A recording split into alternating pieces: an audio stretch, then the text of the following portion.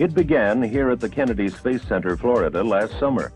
A pair of spacecraft, Viking 1 and Viking 2, were readied for their separate journeys to Mars. Each is really two spacecraft in one.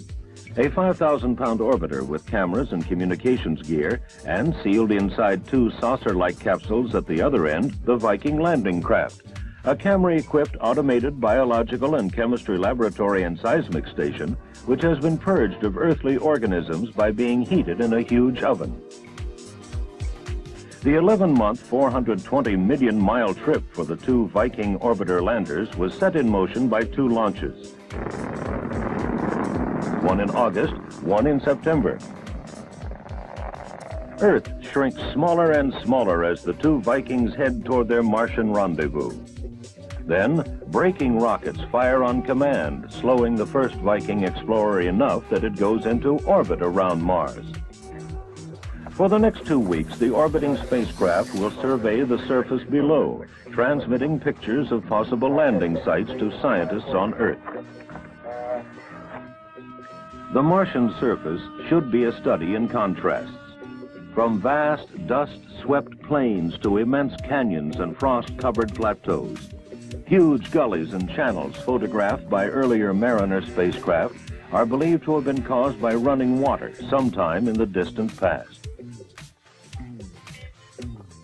If all goes as planned, the first Viking lander will separate from the orbiting command ship and descend to the Martian surface, landing at 9:40 p.m. Eastern Daylight Time, July 4th. The second Viking is scheduled to land on September 4th, 1,000 miles to the northeast of Viking 1. How will Viking go about looking for life on Mars? We asked Dr. Richard Young, NASA's Chief of Planetary Biology.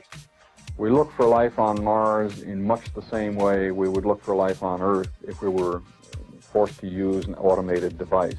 We don't send a scientist along. If we were sending a little wagon out into the Sahara Desert or one of the dry valleys of the Antarctic, which had to function all by itself with automated equipment, this is probably exactly what we would send.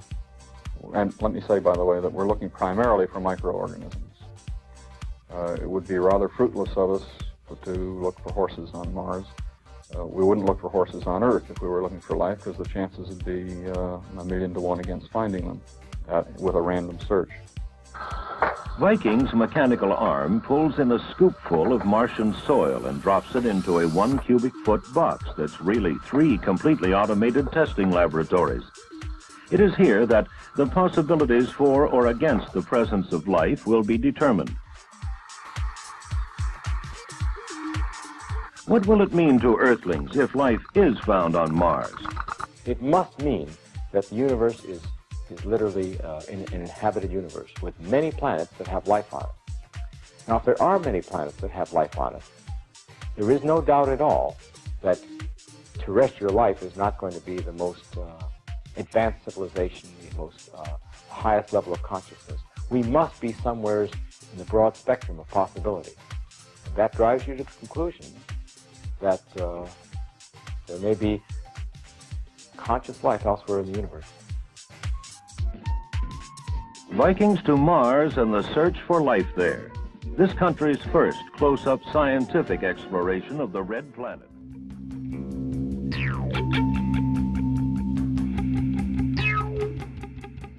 when, in 1956, Venus was for the first time observed by a radio telescope, the planet was discovered to be emitting radio waves as if it were at an extremely high temperature. But the real demonstration that the surface of Venus was astonishingly hot came when the first spacecraft penetrated the obscuring clouds of Venus and slowly settled on the surface of the nearest planet. These were the unmanned spacecraft of the Soviet Venera series. There's some nitrogen, a little water vapor and other gases, but only the merest trace of hydrocarbons. And the clouds turn out to be not water, but a concentrated solution of sulfuric acid.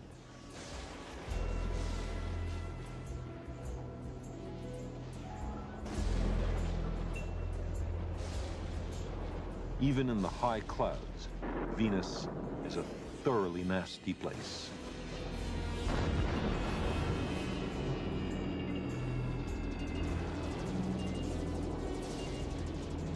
The clouds are stained yellow by sulfur. There are great lightning storms. As we descend, there are increasing amounts of the noxious gas sulfur dioxide. The pressures become so high that early Venera spacecraft were crushed like old tin cans by the weight of the surrounding atmosphere. Beneath the clouds, in the dense, clear air, it's about as bright as on an overcast day on Earth. But the atmosphere is so thick that the ground seems to ripple and distort. The atmospheric pressure down here is 90 times that on Earth. The temperature is 380 degrees centigrade, 900 Fahrenheit, hotter than the hottest household oven. This is a world marked by searing heat, crushing pressures, sulfurous gases, and a desolate, reddish landscape. Far from the balmy paradise imagined by some early scientists, Venus is the one place in the solar system most like hell.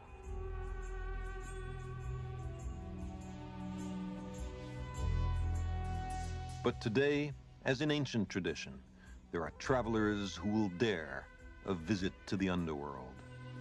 Venera 9 was the first spacecraft in human history to return a photograph from the surface of Venus.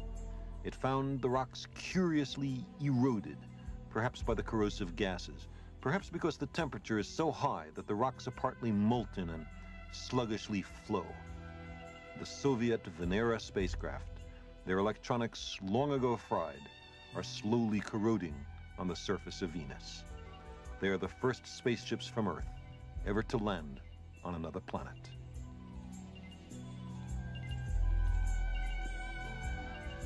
The reason Venus is like hell seems to be what's called the greenhouse effect.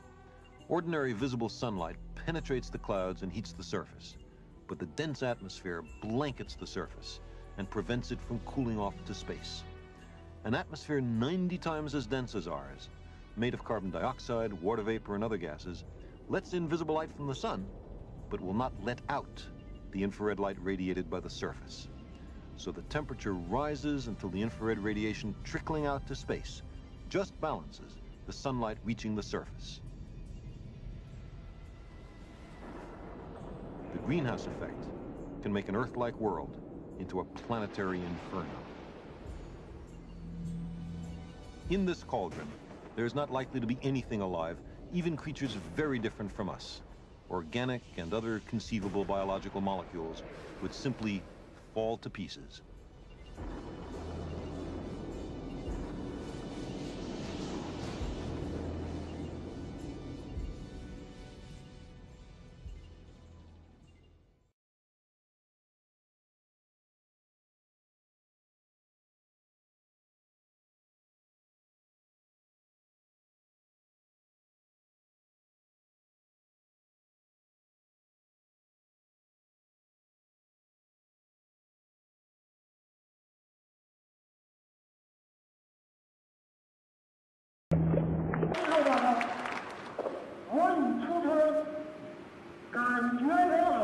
He said, I have been out of the hatch. I'm feeling good. I'm feeling good. I'm feeling good. To all the people in my country and the world, my greetings. My greetings.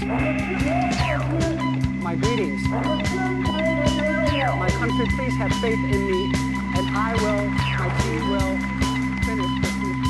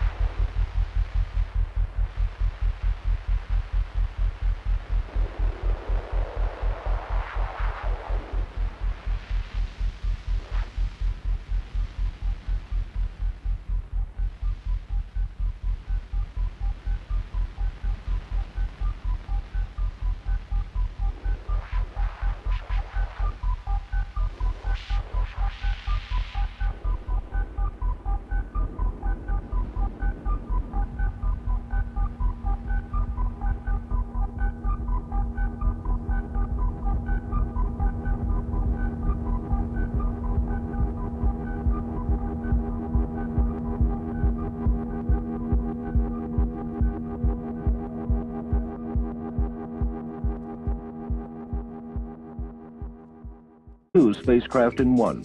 A 5,000-pound orbiter with cameras and communications gear, and sealed inside two saucer-like capsules at the other end, the Viking landing craft.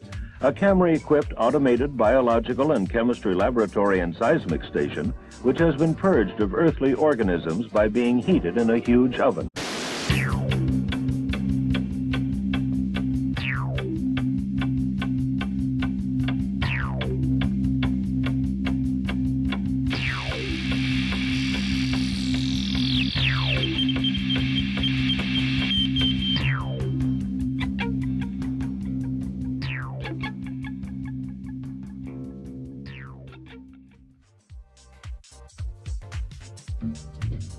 It began here at the Kennedy Space Center, Florida, last summer.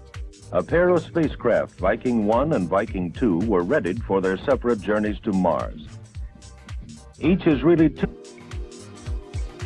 The 11-month, 420 million-mile trip for the two Viking orbiter landers was set in motion by two launches.